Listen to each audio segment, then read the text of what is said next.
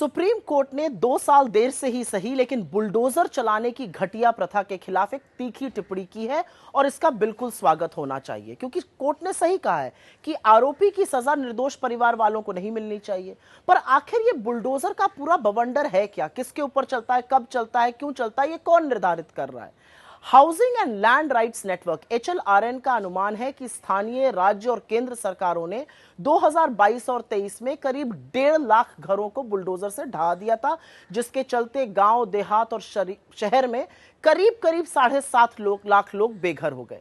अतिक्रमण को रोकने से लेकर शहरीकरण और आरोपी के खिलाफ हुए एक्शन जैसे कारण इसके लिए दिए गए। लेकिन बहुत सारे सवाल हैं और पहला सवाल यह है कि ऐसा कैसे होता है कि किसी आरोपी का घर, दुकान, होटल अचानक अवैध हो जाता है। एक ही दिन में अवैध निर्माण ढहाए जाने की सारी प्रक्रिया भी पूरी हो जाती है। क्या कोई ये पूछेगा कि कैसे पता चलता है कि निर्माण अवैध है? कब नोटिस दिया गया, कब उसे सुनवाई का मौका दिया गया, कब निर्माण तोड़ने की तिथि निर्धारित करी गई और आखिर ये सारी चीजें 24 घंटे में कैसे हो जाती हैं? लेकिन सच यह है कि अधिकांश जगह बुलडोजर निरंकुश सरकारें नफरत की आंधी को हवा देने के लिए चला रही हैं और एक बड़ा कड़वा सच यह है कि अधिकांश जगह बुलडोजर मुसलमानों के घरों पर चलाए जाते हैं। असल में बुलडोजर बर्बरता का प्रतीक है, कानून व्यवस्था की धज्जियां उड़ाता है और कोर्ट कचहरियों पर एक करारा तमाचा है। अगर बुलडोजर से ही न्याय करना है तो सारी न्यायपालिकाओं पर ताला लगा दीजिए, उनकी क्या जरूरत है? यह मेरा बिल्कुल मत है। सवाल यह भी है कि अगर सरकारें बकैती में बुलडोजर से कुछ लोगों के घर धड़ल्ले से ढहाती हैं तो बाकी गुंडों के खिलाफ उनको सांप क्यों सूंघ जाता है?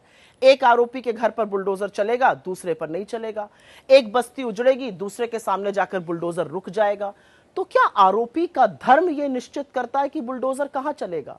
सजा आरोपी को मिलनी चाहिए, उसके घर के बाकी बेकसूरों को क्यों मिलती है? बुजुर्गों को, बच्चों के सिर से क्यों छत और साया उठाया जाता है? यह ठीक नहीं है और यही कोर्ट भी कह रहा है। बुलडोजर चलाने जैसी गैर कानूनी हरकतें असल में अपराधी करते हैं, चुने हुए मुख्यमंत्री नहीं। इसीलिए बुलडोजर वाले बाबा और उनकी इस बर्बरता की नकल करते हुए बीजेपी के तमाम कठपुतलियां प्रशासन कीजिए पाप नहीं, क्योंकि घर हिंदू को हो या मुसलमान का, बनवाने में एक उम्र लग जाती है।